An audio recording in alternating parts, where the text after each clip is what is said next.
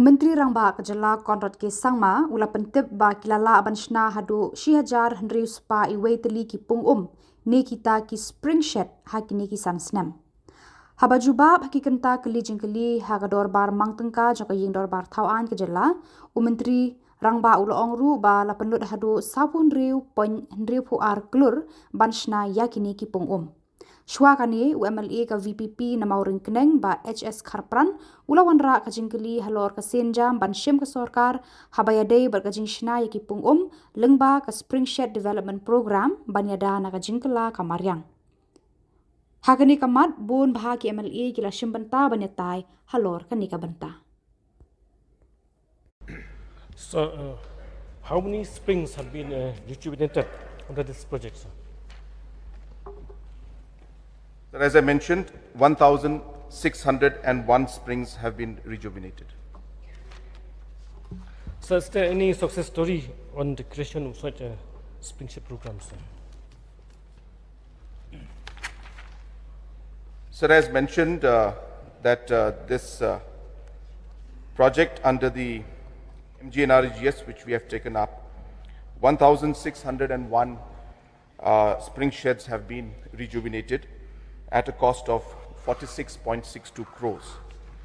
So this is an opportunity for me to also share with the House that in the state as a whole, we have approximately 70,000 springs in different parts, and that's the ones that we have identified till now. There could be much more. And out of the 70,000 plus springs that we have, 55,000 have actually been mapped through satellite or LIDAR or using drone technology. And monitoring of these different spring sheds are taking place as we speak.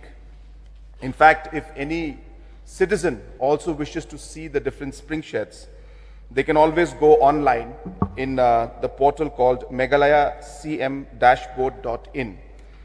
So I'll repeat, Meghalaya cm-dashboard.in.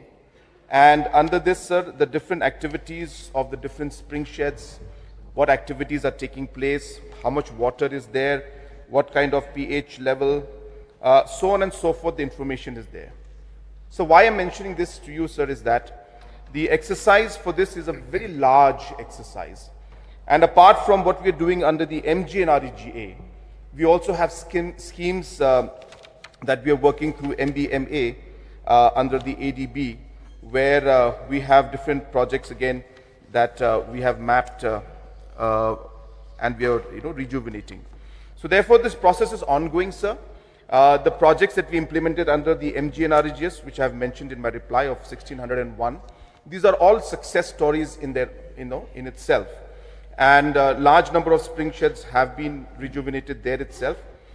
These are small projects. If you calculate the amount, comes up to an average of about 2 to 3 lakhs per location. But these small interventions have a huge impact in terms of the rejuvenation of the spring in itself, sir. So to answer in short the question of the honorable member, that all these projects, the 1,601, all of them are success stories in itself. I don't have the specific names of all the villages, but I have a breakup district-wise. One last question, sir. Who is responsible for the management and maintenance of this project, sir? Sir, these are, as I said, implemented by the MGNREGS. So basically the village employment council and the villagers at the village level, they are taking care as of now, sir. There's no specific responsibility that they have to do it, but we do have the village health, sanitation and water committees, which are also involved in day-to-day process of ensuring that they monitor things. So therefore, sir, the village as a whole, the community as a whole is acting towards it, since it is a community-owned project. The VECs are implementing. So in this particular project, sir, the VECs and the village people and the community themselves are monitoring and looking after these different assets that have been created. Thank you, sir. Yes, Dr. Khasi, please. From the Honorable Chief Minister, what are the measures that are in place to ensure sustainability of these constructed spring sheds? Sir, as I mentioned, the process of ensuring that the spring sheds are rejuvenated and maintained is actually an ongoing process. And different interventions take place at different times through different schemes in order for us to be able to rejuvenate these springs. And multiple activities continue.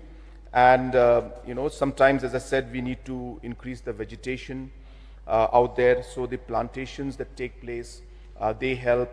And the different kind of like biofencing that we do, that helps. At the same time, sir, interventions like the engineering interventions. So there are two kinds of interventions, sir. One is the engineering intervention, and one is the vegetative intervention. So then they're sub-classified under these two main categories.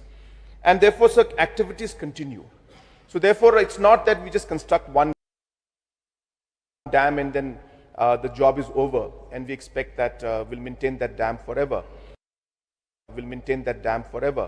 It's a continuous process, as I said, vegetative and ensuring plantations take place, and engineering, so that interventions like check dams, gabion walls, and others are even put in. So all these kind of different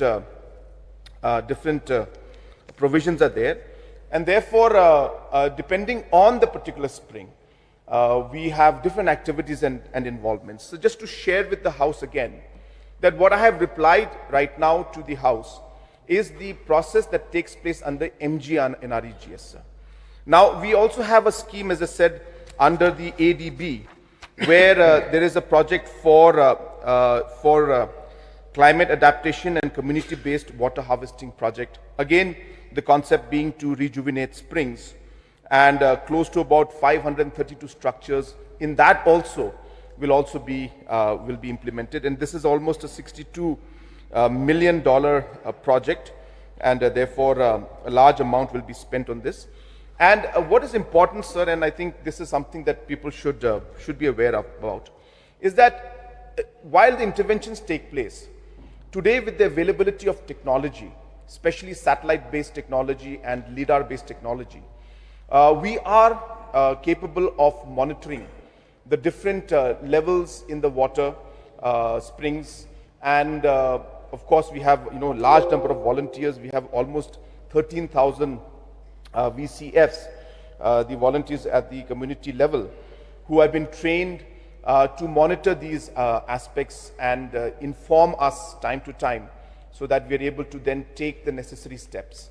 So again, sir, to answer the question in short, there is no specific one measure that we say that we'll just do this to maintain. It's a consolidated effort from all sides.